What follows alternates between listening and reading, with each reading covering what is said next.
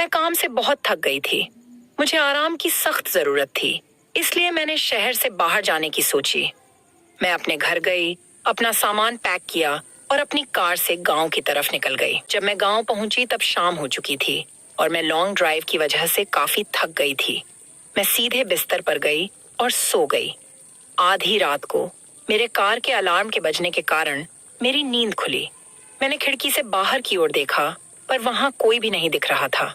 मैंने अपनी कार की चाबी ढूंढी और अलार्म को बंद किया। जब वह तेज अलार्म बंद हुआ तो मैं फिर से बेड पर लेट गई और सोने की कोशिश करने लगी।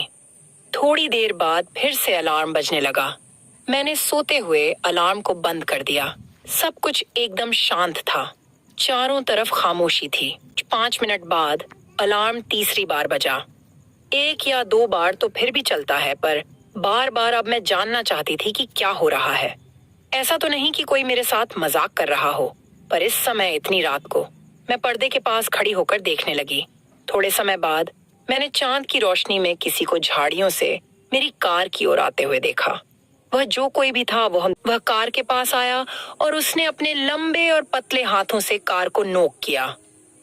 फिर से अलार्म बजा, पर वह काली आकृति तेजी से वापस झांधियों में चली गई।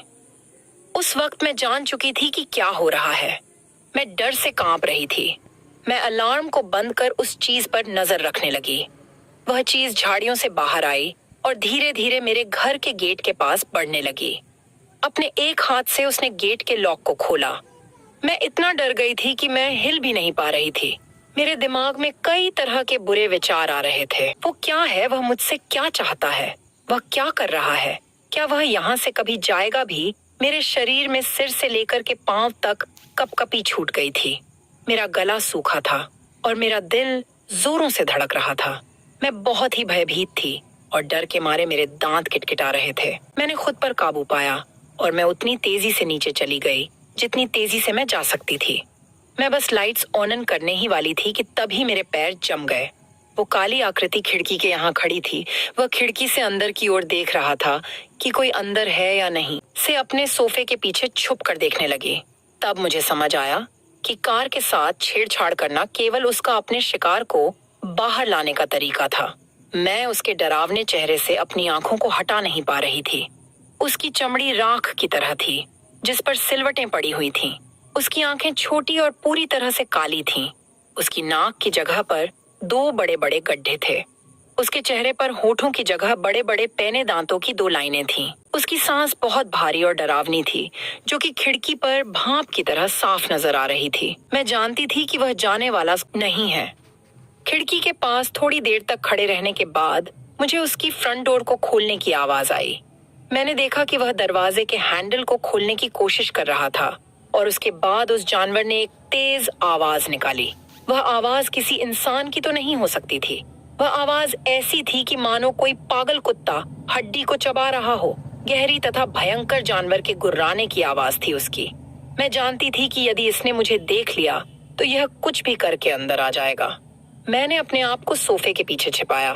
मैं सोफे की परछाइयों में छिपना चाहती थी और बिल्कुल भी आवाज नहीं करना चाहती थी। मेरी आंखों से आंसू बह रहे थे। मैं अपनी नसों की आवाज सुन पा रही थी। मैं बस मरने ही वाली थी। मुझे नहीं पता मैं कितनी देर तक वहां छिपी रही। जब मैं उठी तो मैंने दरवाजे की तरफ देखा। वह जानवर जा चुका था। दरवाजा अपनी जगह पर था और सब कुछ सेफ लग रहा था। मैं सीढ़ियों से ऊपर की तरफ गई और मैंने खिड़की से बाहर की ओर देखा। बाहर रोशनी थी। वहां पर किसी भी तरह का कोई खतरा नहीं था। मैंने इस मौके का फायदा उठाया और अपनी चाबियां उठा ली।